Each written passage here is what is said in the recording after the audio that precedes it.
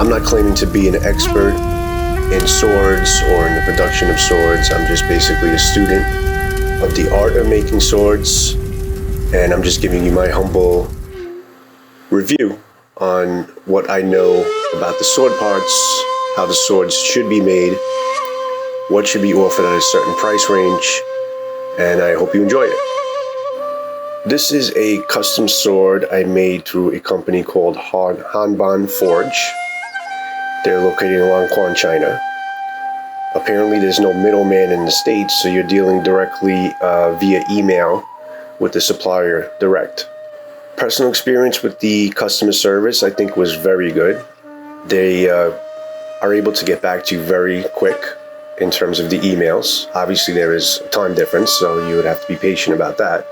But I have great things to say about their customer service. They got back to me with answers. They were very polite.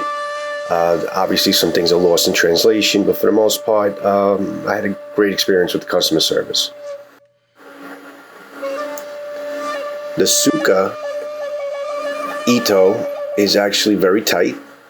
The actual shape of the Suka I wasn't very happy with. It's more of an axe handle rather than a traditional katana shape, like an hourglass shape. But for the most part, it is serviceable. The Suba, the guard, is actually very well detailed in terms of the casting that I chose on their website. You can choose from various types of art schemes, simple to extravagant to detailed. For the most part, it can be a little bit muddy in certain spots, but I think they did a great job in terms of the casting of these pieces. It fits the overall feel and theme of the sword that I was going for.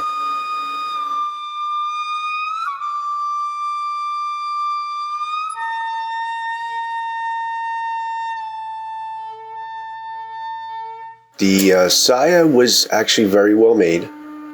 There are some couple little scratches in the lacquer, but for the most part it's great. The Oriental dragon symbol that I requested to have carved into the saya was actually very well done. The saya has a portion of the upper portion in ray skin. There's no apparent transitions. I don't know if it's genuine ray skin, but it still looks nice. Gives us the overall sword a very nice appearance. The Sageo wrap is actually very well done in terms of the quality. It's not shoelace material, but it's not the best material for the price range, of course, but it's definitely serviceable and it does the job. It looks great. What I wasn't happy about is the Kashira. The Kashira was loose. It wasn't tightly fitted to the Ito. This might serve as a problem later on with extensive use on the sword. It seems like it'll last a pretty long time without it coming apart, but it definitely should not have come like that. It would have been a lot tighter. As you can see, the Ito is very tight. Makugi is very well detailed. It's tight to the Ito wrap.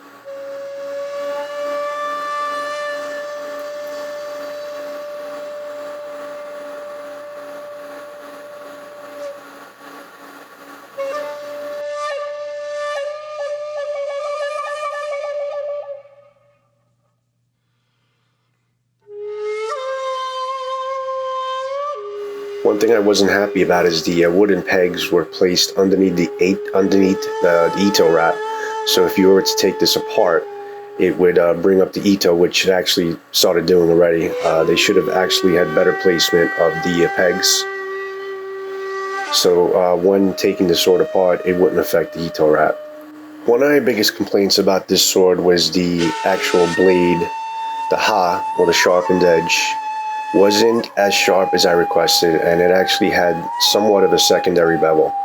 If you notice, I did attempt to sharpen the blade myself with a ceramic rod sharpener, and for some reason it scratched it all up, which it shouldn't do. I have used this ceramic sharpener in other swords, and it didn't affect the steel the way it affected this. So I can't explain why it did that, but it did distress me a little bit that it scratched up the blade as much as it did. I'm going to have to actually get it polished the right way with some whetstones. But the Hanbon does come through very well. My complaint also that I requested mirror polish. It's somewhat mirror polished. It's okay. but it could have been better. But the sharpness of the blade was really something that I wasn't happy with, and that's why I attempted to sharpen it myself, and obviously I didn't do such a good job. Overall, the look of the sword is very nice. Fits nice in my collection.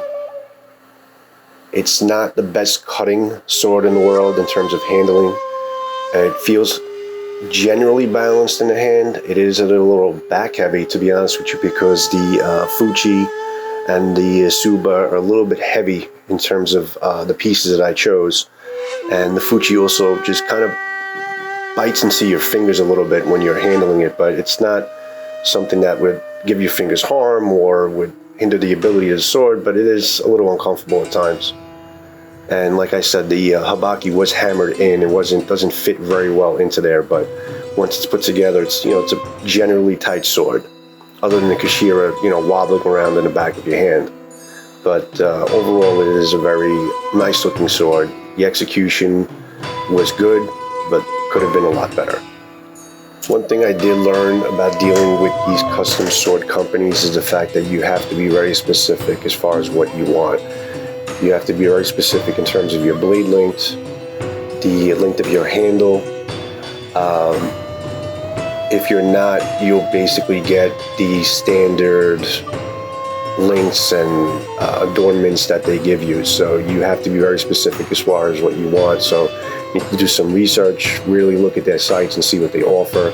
And I think you'll be a lot happier getting a sword from Hanbon if you're very specific as far as what you need.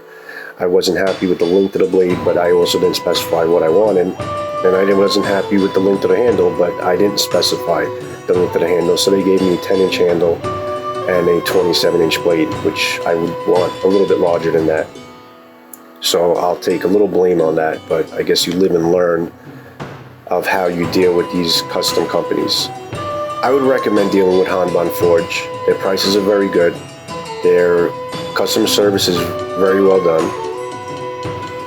The shipment, the actual production of the sword was very fast, and the shipment was very fast. I think between ordering the sword and getting it in my hands, I think only about 3 weeks went by, if even that much. So I was actually very impressed about that. And whatever I wasn't happy about the sword, they were actually very nice to give me a refund on the purchase of the sword. Actually a pretty substantial percentage off that they gave me as a refund, and had me keep the sword. So I think they stand behind their product. And I know that in the future, you would have to be a little bit more specific as far as what you want. And I think you'll be happy in your experience of dealing with these custom sword companies. Next review I have coming in is a sword that I've been waiting for a very long time from Swords of Northshire.